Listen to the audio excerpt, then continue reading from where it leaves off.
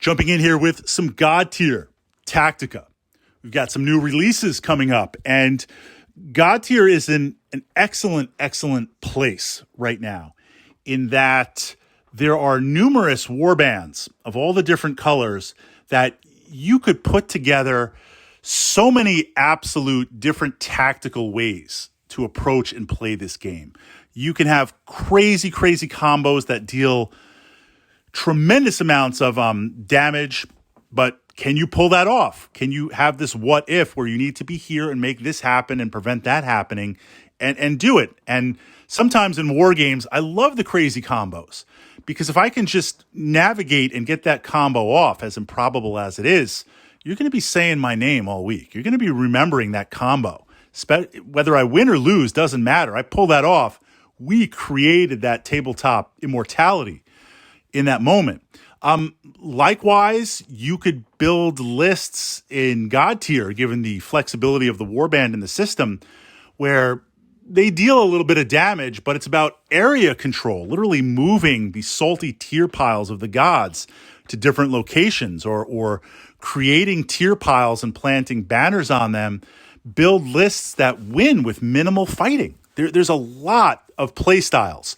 What this means is, as your warband collection grows, more tactics, more things to play. But as your collection grows and gets to a point where you have a lot of warbands, there is always absolutely something new to discover. So within that framework, we were looking at some possible upcoming tournament play regarding Godtear around here. And I was thinking to myself, if I was going to play the tournament, how would I approach that?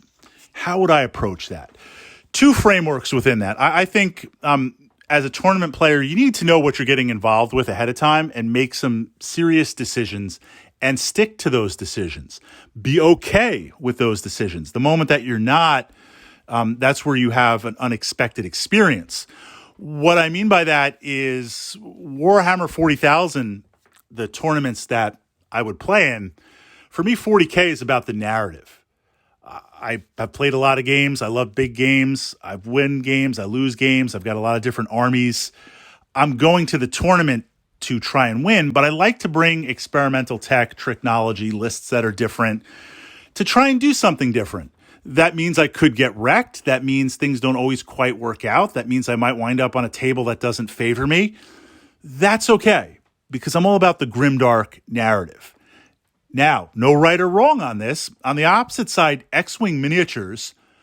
Yes, I know about Star Wars. Yes, Star Wars is cool, but I'm not tied to the lore. I jumped into X-Wing miniatures back in the day because being a Wings of Glory enthusiast, and Wings of Glory is a fantastic system. I pushed up to the channel here under the Wings of Glory playlist. You want to learn about the rules, you want to learn about this game, it's fantastic. X-Wing Miniatures is based on Wings of Glory. So back in the day when Fantasy Flight was dropping 1.0, I knew it was going to be a solid system. So I knew right away it's going to be solid. Second, pre-painted, ready to go. And the other reason I jumped into it, knowing that it's Star Wars, was everyone was going to be playing it. That I could roll into the club or the store at any time and get a game. But I jumped into X-Wing Miniatures, the tournament scene, especially now the tournaments I play in. I'm not tied to the lore. It doesn't matter what it is. I'm going to bring lists based on the pure meta, the pure volume of dice, and I'm just going to wreck you, in theory. I'm not tied to lore. I'm not tied to any self-imposed limitations. So it's a different perspective for me. I say that framework because in Godtear, I have to make a decision. Pure competitive Godtear play. Not we're sitting down, let's try and make some cool combos. Do I want to go with the combos and the crazy stuff and the crazy synergies and optimize those? Godtear is very attractive to that. Or do I go with the hardcore? If I go with the hardcore, honestly, it's very simple. It's very straightforward because it's a tournament scene. I need to score the most amount of points. And in the Godtear tournament scene, the way you win rounds, it's not every round of Godtear, there's points that you get for each turn.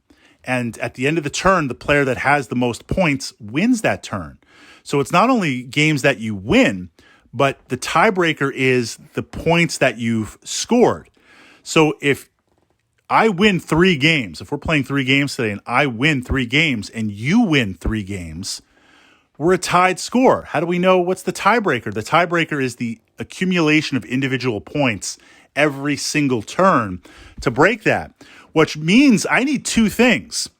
If I'm not going the narrative perspective, I need to not only win every game, I mean, that's kind of tournament 101, I need to get the maximum points. If I can get 9 points per round, I need 9 points per round. That's going to be my tiebreaker. That's what's going to put you out on the top. So with that, the list that I'm seeing, Slayers, 3 Slayers, red, the red team, the red shirts, ready to go. Slayers can score the most points. Slayers, there is some synergy in that I'm going to buff. I'm going to try and debuff your armor. I'm going to try and get more rolls. But essentially, it's getting up there and smashing you. You're going to have your champions that are going to be trying to claim Godtears. I'm going to be trying to claim Godtears also.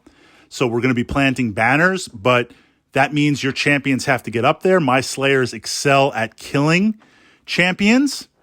So that helps in my advantage. Followers are important, but in terms of the lists, followers are the least important for Slayers.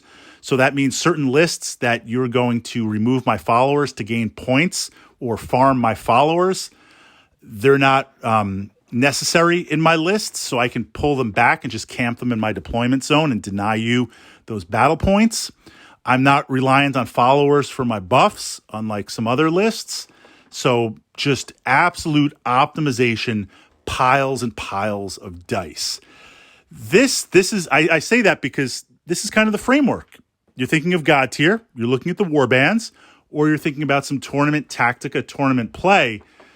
Do you want to run narrative and have some cool buffs and have some fun? Do you want to run semi-competitive where you've got a mix of 2? Or do you want to run pure hardcore, just crushing? If that's the case, and more that I see it leveraging my Godtear experience, it's going to be Slayer, Slayer, Slayer.